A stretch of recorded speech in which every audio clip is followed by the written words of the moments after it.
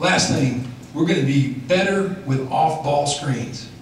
Man, I take a butt chewing almost every week off of some linebacker kid setting a pick on some little defensive back.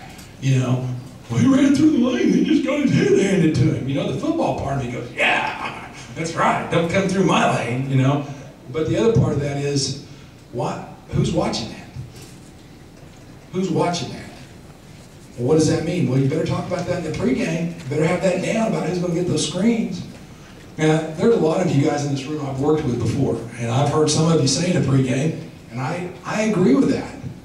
I agree with this comment. Is it structurally right? Probably not, but I certainly agree with it.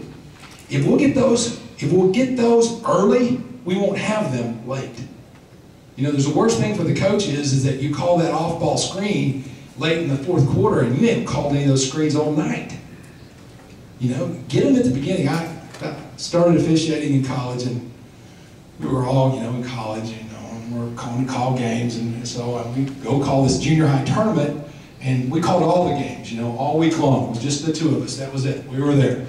And my partner said, before every game, he said, I'm having a 3 seconds in the lane call first time down. How can you do that without ever watching a game? He didn't care. He called 3 seconds in the lane first time down the floor. Every game we were in. Those kids come in and out of that lane all night long. Nobody sits in that lane because they know he's going to get them. All right? Same thing with off-ball screens. You get that first one and you get it, a lot of that stuff goes away. And it doesn't go away, they just don't do it.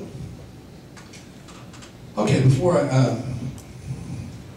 there's big discussion out there, especially amongst the officiating community, about whether we're a 2-man group or a 3-man group, and where are we going?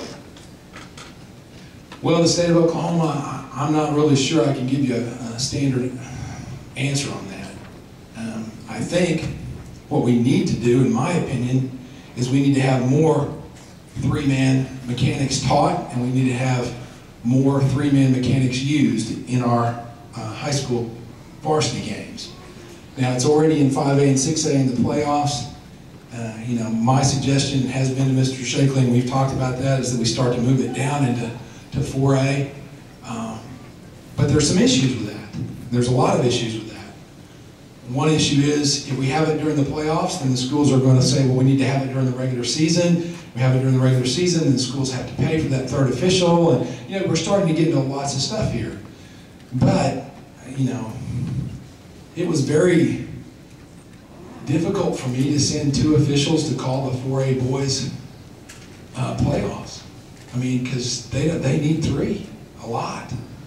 And so I think we're going to that place. One of my concerns is enough of us aren't ready yet. We don't have a big enough pool of 3-person mechanics. And so this item has been placed on the administrators' meetings for October. The Activities Association is required by Constitution to have area administrators meetings throughout the state. There are about 12 of those.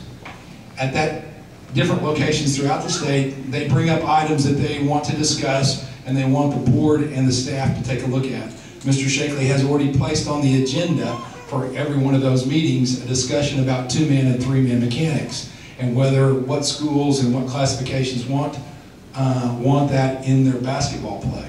I'm going to be very surprised if that isn't a very hot topic. I think it is. And I think once we see that, we're going to be given some direction to get ready to do that. Well, where are we then on 2-man and 3-man? Well, we're probably a little behind the curve on 3-man right now, in that we're not teaching it as much as I think we need to increase the pool of 3-man mechanics. Having said that, talk a little bit about camps. Last year, we had 2 camps that the OSSA sponsored, one in Tulsa and one in Norman. We made both of those camps 2-man and 3-man mechanic camps. We did both. We did both because I wanted to do both. It was probably a really stupid move, but that's what I wanted to do. It's very difficult for younger officials to move back and forth between 2-man and 3-man. We have some officials that just want to call 3-man. We have some officials that just want to call 2-man. Here's the problem I have. If you're interested in being a 2-man basketball official, I'm it. I'm as far as you can go.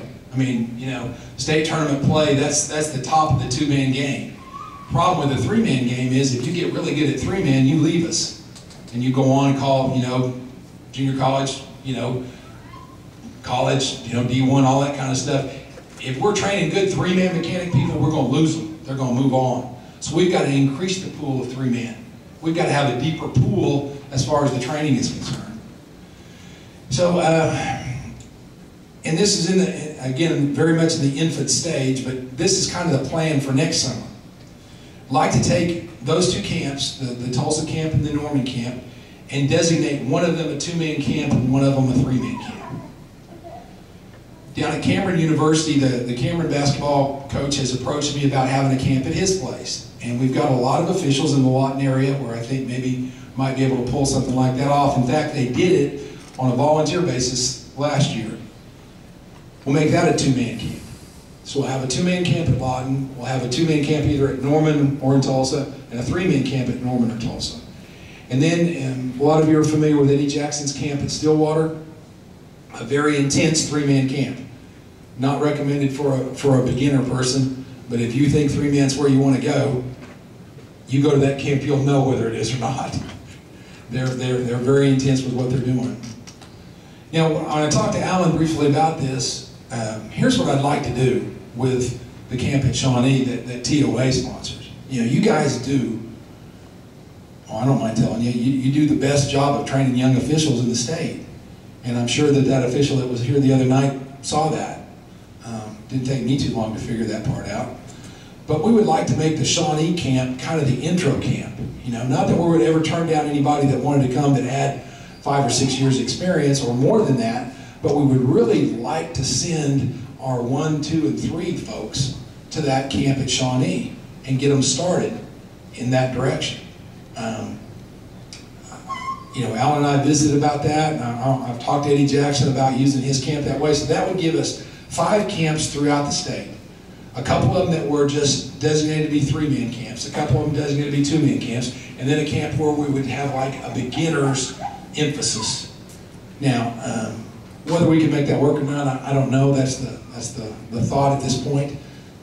But I do think we need to have some kind of plan in place for developing the pool of 3-man mechanics in our state.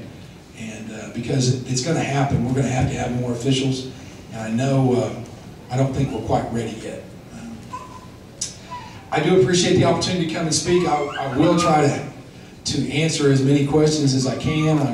Like I told you, Sherry's actually the director of officials, and I don't mind, you know, filling in when she can't be here to speak. So if you do have a question, I'll be glad to try to answer. Are we trying to make those camps all on a different weekend? You know, that was one of the problems that we ran into this last year. ORU rescheduled their camp on top of the OU camp, and one of the problems that presented, obviously, was that if you weren't available that weekend, you were screwed out of luck, you know. The Cameron camp, he's the first week of June and probably won't be a weekend camp. It will probably be a weekday camp. Eddie Jackson camp is locked in. I mean, it's always at that time, regardless of what's going on. We'll bounce off of OU and ORU and get them, you know, to get back. That was a problem, and I did recognize that. I didn't want it to be that way, but it turned out like that. TOA is just the weekend. Yeah. We need to do something about that. Can we pick up the books and package those? Are they ready for us to pick them up, or do we wait till they send? I don't think they're ready, to be honest with you.